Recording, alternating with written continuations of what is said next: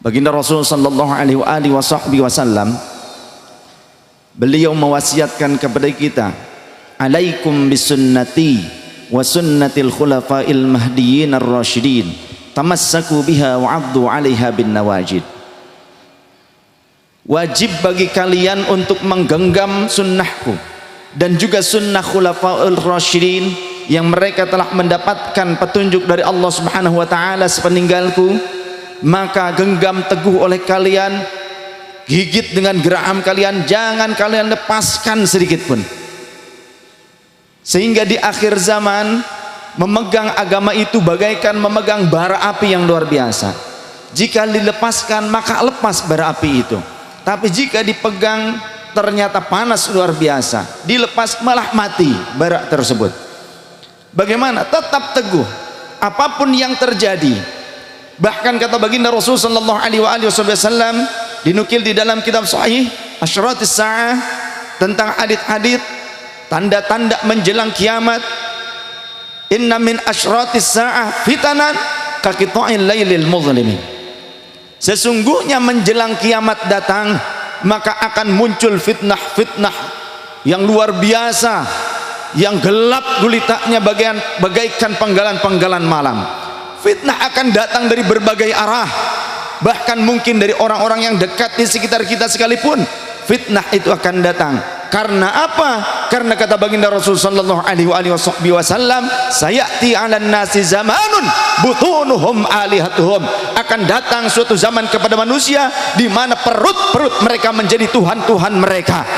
Takut akan kelaparan, takut tidak mendapatkan proyek, takut tidak mendapatkan uang, takut tidak mendapatkan sokongan, takut tidak mendapatkan amplop, sehingga fitnah itu bermunculan kepada siapapun, bahkan kepada orang-orang yang disayang oleh Allah Subhanahu wa taala, kepada orang-orang yang ikhlas untuk mendakwahkan Islam, kepada orang-orang yang ikhlas untuk memperjuangkan umat, yang ikhlas memperjuangkan manusia.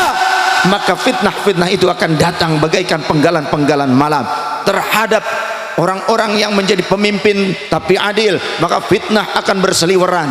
Kemudian terhadap ulama yang mereka ikhlas, yang mereka jujur menyampaikan ilmunya, ikhlas menyampaikan ilmunya, panah fitnah itu pun akan datang kepada mereka.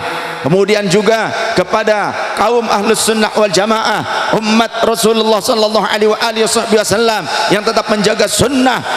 Fitnah itu berdatangan, melakukan sunnah dianggap melakukan bid'ah, perkara yang tidak membatalkan tauhid dianggap membatalkan tauhid. Bahkan orang yang mengamalkan kalimat tauhid seperti tadi Romo Yai tadi melantunkan kalimat tauhid, mengamalkan kalimat tauhid la ilaha illallah.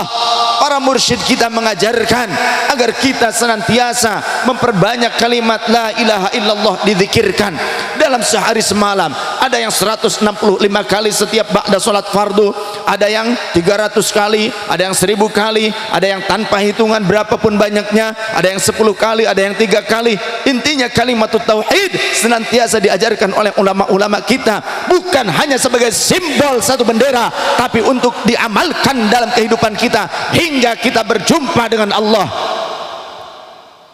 Tak ada ketakutan bagi kita yang mengamalkan kalimat tauhid.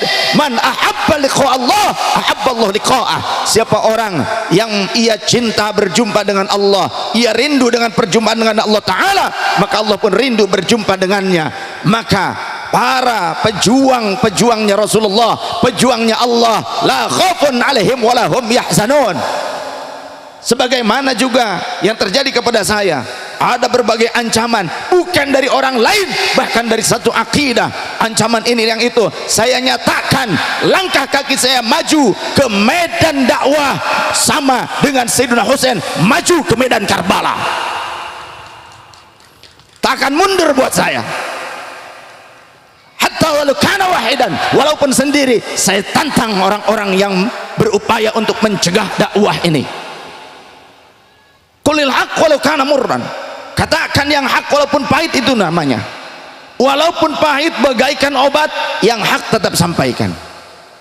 Jangan sampai kita menutup-nutupi kebenaran, sehingga apalagi kebenaran itu berupa ilmu. Man katamal ilma muta'ammidan falyatabawwa maq'adahu minan nar. Siapa orang yang menutupi ilmu dengan sengaja padahal dia tahu sengaja dia tutupi ilmu, maka silahkan pilih tempat duduknya di dalam neraka. Jangan menjadi pendusta atas nama agama, malah agama dipolitisasi, agama dijual hanya karena rupiah. Ketika orang menyampaikan hadis-hadis dari Rasul sallallahu alaihi wasallam tentang bagaimana kita bersikap dalam berbangsa dan bernegara, malah dicaci dan dibuli.